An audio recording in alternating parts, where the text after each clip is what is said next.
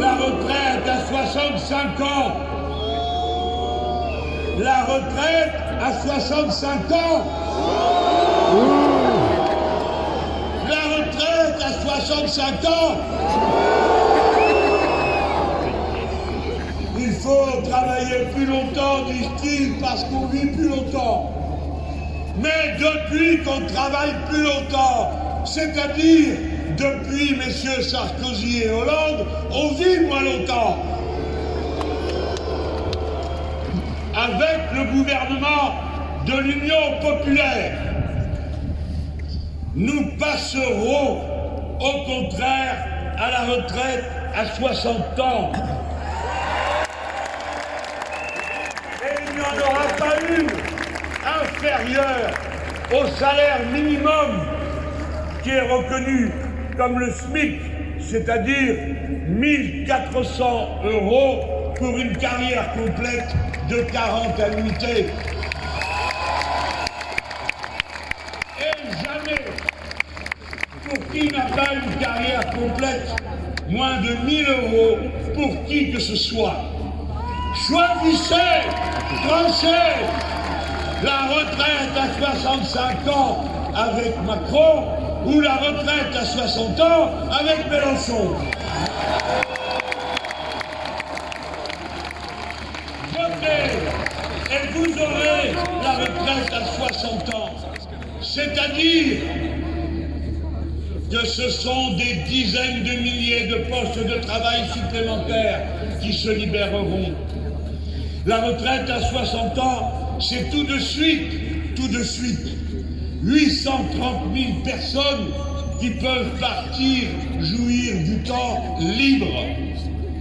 C'est autant de place pour les 700 000 jeunes qui arrivent sur le marché du travail chaque année. La retraite à 60 ans, c'est 200 000 personnes qui, entre 60 et 62 ans, ne seront plus dans les dépenses de l'assurance chômage. C'est par conséquent une économie considérable. Si vous voulez partir avant 65 ans, avant 62 ans, pas besoin de faire de nouveau des grèves coûteuses pour vos budgets ou des manifestations rendues dangereuses par le préfet l'allemand.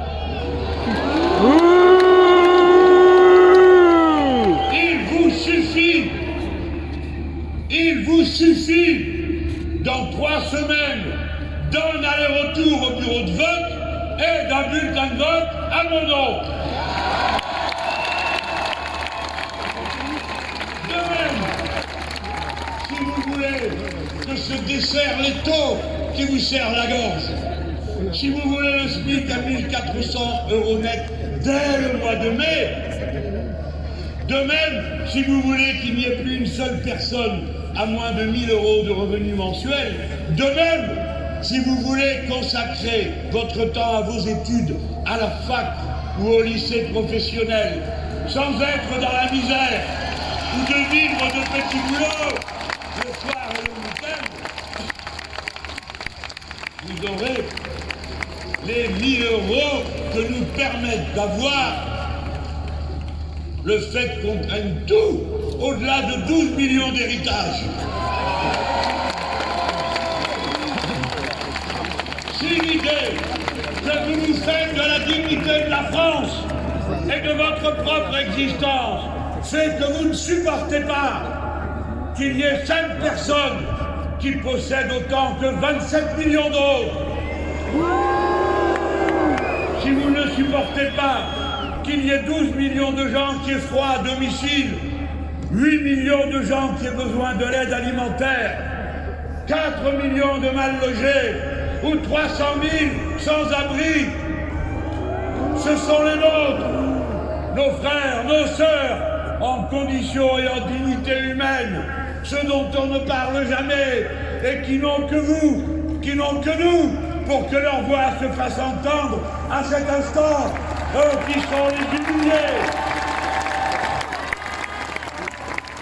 Si vous ne supportez plus qu'on viennent vous dire que la France vit au-dessus de ses moyens, quand en réalité, ce sont les riches qui vivent au-dessus des moyens de la France. Si vous ne supportez plus qu'on vous parle de faire des économies et de régler le déficit du budget de l'État, quand vous vous êtes aperçu que le déficit est exactement égal aux cadeaux fiscaux qui ont été faits aux grandes entreprises depuis 10 ans. Si vous ne supportez plus que la totalité de la somme qui a été dépensée par l'État pour faire face à la crise de la Covid, la totalité de cette somme corresponde exactement à la masse de la fortune qui a été accumulée